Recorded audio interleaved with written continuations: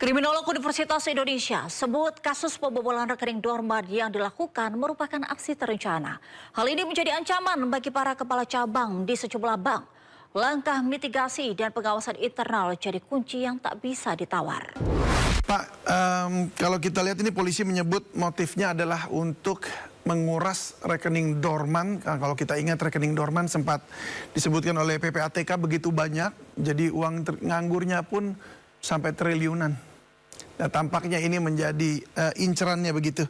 Nah, ini bagaimana mungkin, Pak, menurut Anda rekening ini bisa menjadi incaran padahal keamanan perbankan itu kan berlapis? Ya, jadi memang sangat kompleks untuk menjelaskan mengapa pelaku punya inisiasi untuk melakukan bagaimana rekening tampungan tadi bisa menerima rekening dorman yang statusnya tidur atau tidak aktif selama 6 sampai dengan 12 bulan yang punya potensi untuk kemudian ditutup. Gitu. Nah, ide itu sebenarnya juga dari kelompok perbankan. Artinya informasi-informasi tadi dikuasai oleh orang-orang yang bekerja di bidang perbankan. Kenapa kemudian sampai ada informasi itu muncul kepada otak pelaku atau mastermind-nya, dipastikan bahwa ada informasi yang mengalir yang diterima oleh pelaku perencanaan penculikan dan pembunuhan ini, kemudian dimanfaatkan. Salah satu caranya adalah tadi mengincar kepala cabang untuk menyetujui bahwa rekening dorman dapat ditransfer untuk ke rekening tampungan atau rekening yang akan digunakan untuk mengambil uang-uang dari rekening dorman tadi.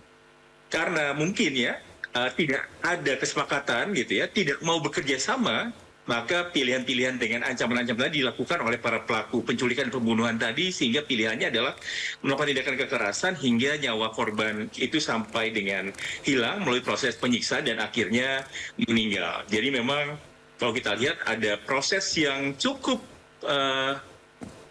kompleks di mana ada perencanaan penculikan yang dilakukan dengan sangat matang dari proses perencanaan sampai strategi pembagian tugas yang jelas dari 4 klaster yang sudah dijelaskan pada saat konvers tadi.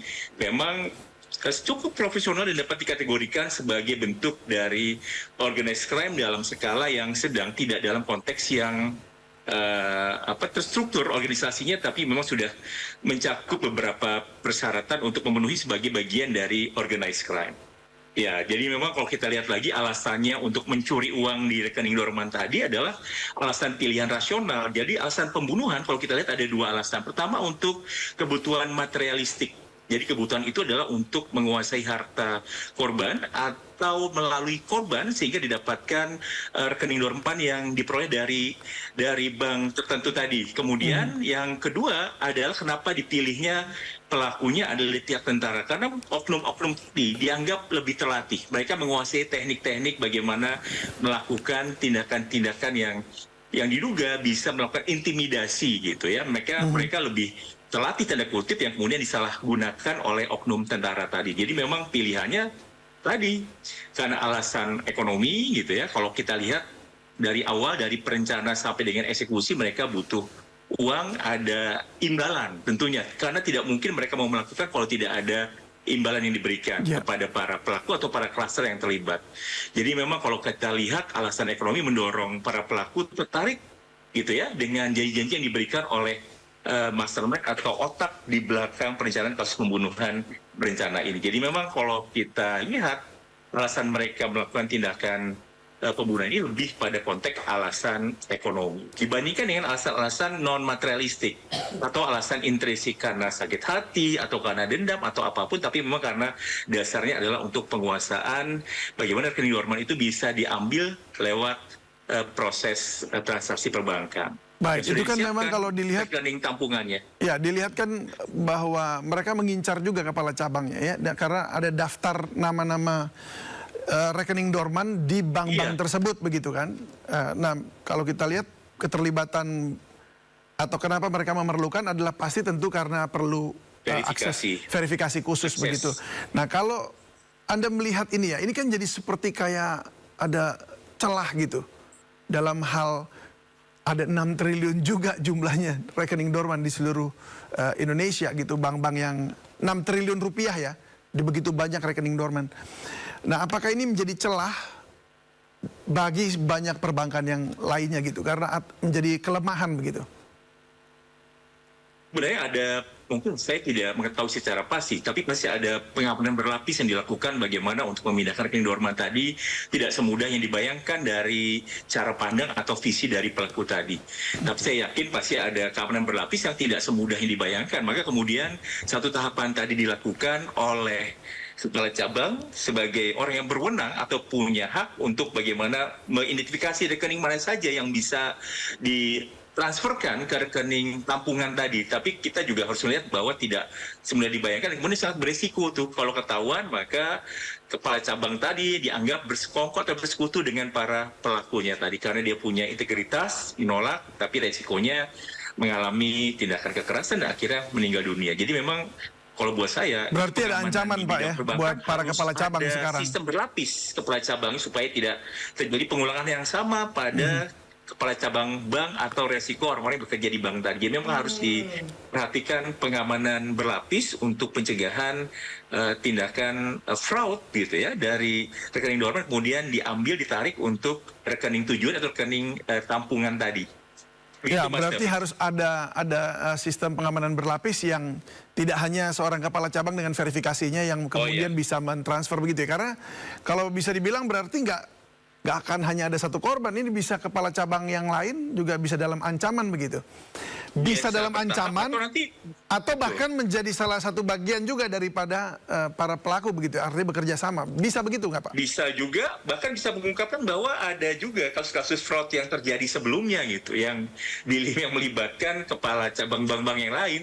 Tapi kan kita tidak tahu bagaimana proses itu dibuktikan dengan baik gitu ya. Tapi sebelum-sebelumnya Jadi Anda resiko- pernah ada menemukan kasus-kasus yang seperti itu? Biasanya berpola, kejahatan berpola sama kalau ada kasus. Tapi kalau tidak ada laporan biasanya tidak ada. Tapi biasanya akan berpola dengan kasus yang sama. Karena kejahatan itu mengungkap yang tidak terlihat oleh orang awam atau oleh orang umum. Karena sifatnya bersifat sangat rahasia gitu ya. Hanya orang-orang tertentu yang bisa mengetahui. Makanya tadi di diskusi kita di awal, kenapa sampai kemudian ada ide gagasan bagaimana mengirimkan rekening dorman ke rekening tampungan itu tidak semua orang mengetahui informasi itu.